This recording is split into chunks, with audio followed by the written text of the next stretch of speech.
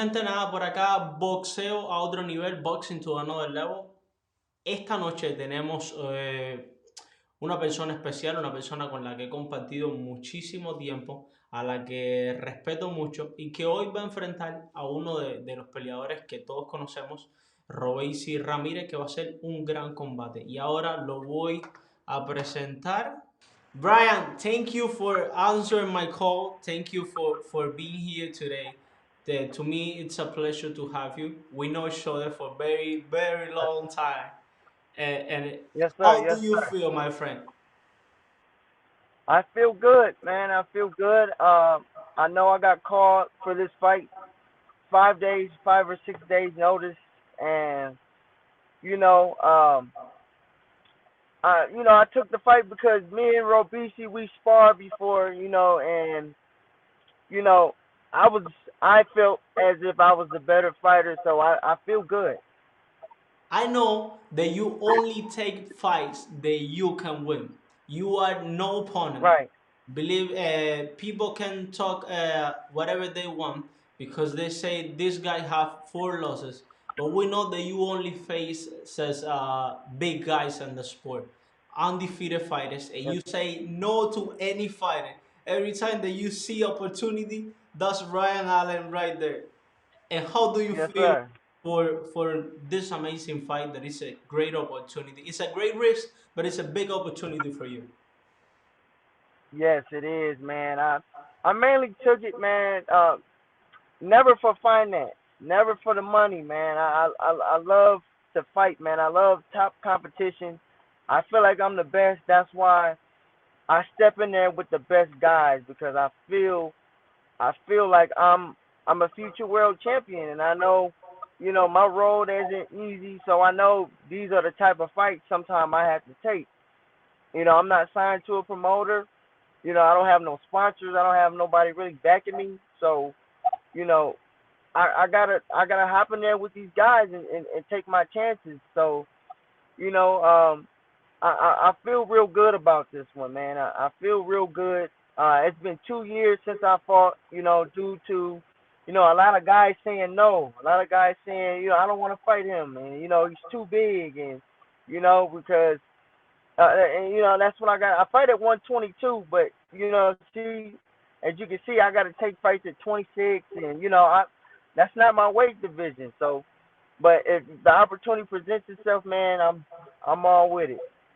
As fighters are no fool, they know that you are a big man. They know that you have skills. That you are hit. Yeah, You have skill. You are not an improvised fighter. They know that you are a tremendous fighter. They only need to go to the Google. They can put your name and they can see what you bring to the table. And they're no fool. They say, right. "What the hell? Hell no, absolutely not." Yeah, yeah, yeah. And that's exactly what happens, man. So I'm really glad they stuck with it, and they really signed the contract. But I'm just thinking, boxing is mental. It's not all about physical. And if I can use my boxing IQ and my little tricks I've learned and I could do over the years, man, I know for a fact I can come out with the victory.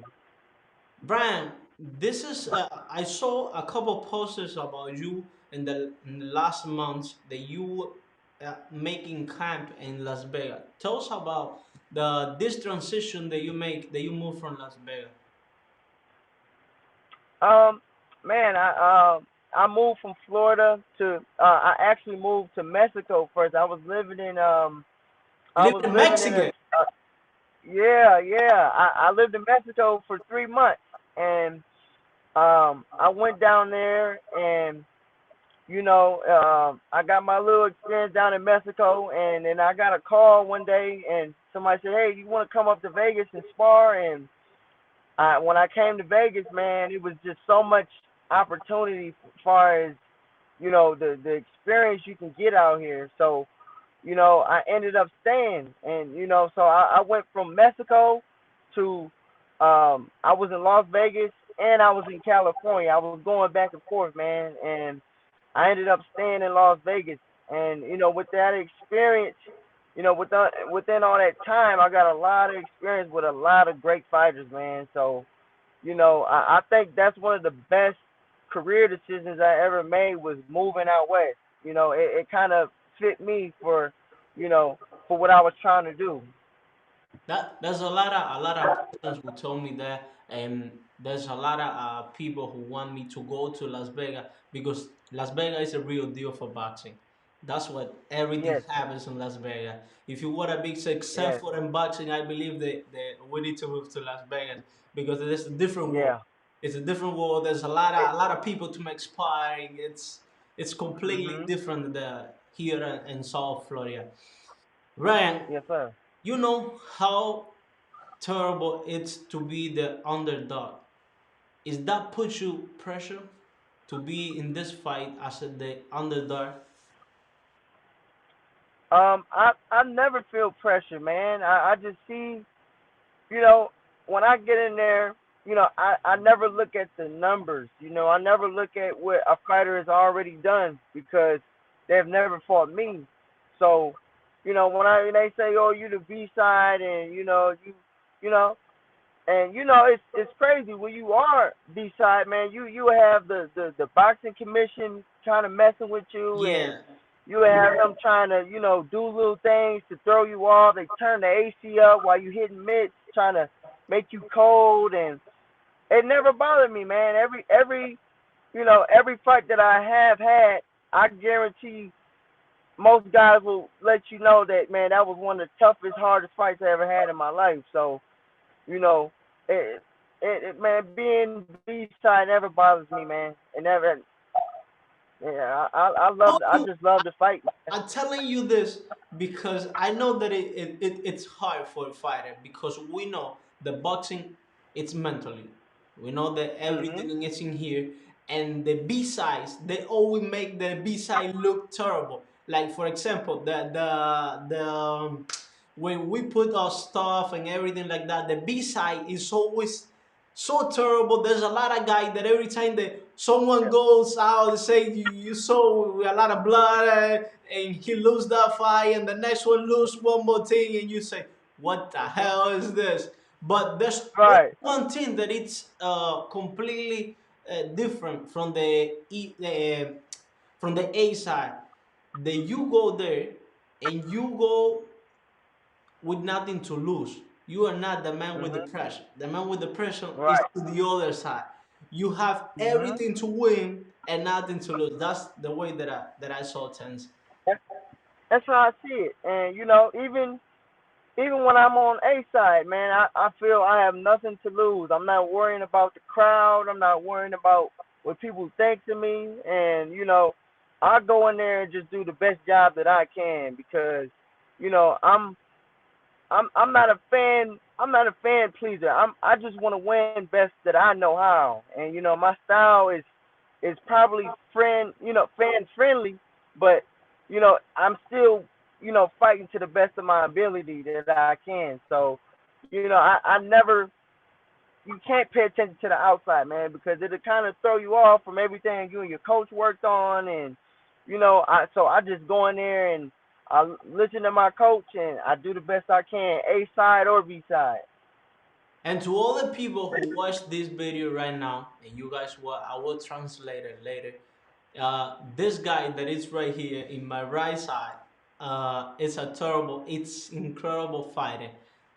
We fight Okay. on the amateur. He beat me one time. He beat me one time. I Yeah, will keep that on you. we made yeah, man. two great Hey, fights. you got me. You got me, man. We sure we are a drop. Yeah. uh, but I respect you as a fighter, and I Thank you, bro. 100% that you will make a great show. And tell me just a little Thank bit how you received this call for this fight. you. It was a matchmaker that usually calls me for fights, man, and you know, I usually only get no's out of her. I've never done a fight with her, and she called me, and Top Rank kind of put Robeisy, they put his back against the wall. They say, hey, look, your opponent fell out. This is the only guy that's in town already. He can make the weight, and we know he's gonna come to fight, and we got to fill the slot. So, they called me, and I did a lot of, I did it thinking, and but I wanted to get back in there, man. It's been 2 years, so I said, let's see what happens, Yeah. and they signed the contract. I was surprised. Absolutely, and it's surprising because you say that you spar with him together, so he Yeah, probably knows you a little, and he think of what happened in the sparring because we are no fool. We understand everything. right. We know that we have a lot of things on the table and a lot of Mhm. risk for him, especially.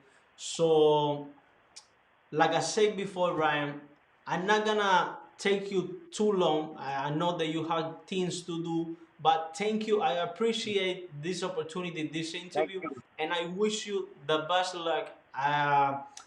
I have my heart breaking right now because I know Yeah. Robeisy is a Cuban fighter. I Yes, sir. respect him, but I also respect you, and I believe that you are a great Yes, fighter. sir. So I wish the Yes, best sir. man that night they have the best skill win Yes, that night. sir.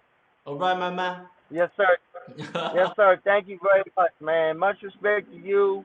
Much respect to Robeisy. Me and Robeisy got a lot of respect for each other, man. Absolutely. It's business at the end of the day. So, it's no bad blood. It ain't no disrespecting gonna go on or nothing like that, man. So it's gonna be the best man win that night, man, and we hug and go on with our lives, man. All right. Thank Yes, you, sir. Ryan. Thank you Yes, for this sir. Thank interview, you, and I wish brother. you the best, my man. Anytime. You know Thank you, that right brother. here in Florida, in Yes, Miami, you sir. have your home. Yeah, I'm coming soon, man. I'll see you soon, brother. All right, my man. Yes, sir. God. Bueno, mi gente, como lo vieron ahí, ese era Ryan Allen, sin duda un gran, pero gran peleador que va a tener esta gran pelea frente a Robeisy Ramírez.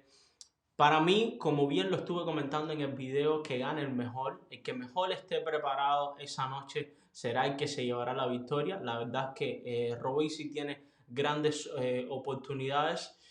Sabemos lo que presenta Robeisy en, en el ring, sabemos la calidad que tiene y pues bueno, desde acá le deseamos lo mejor a los dos púgiles, a estos dos púgiles que conozco y que admiro muchísimo.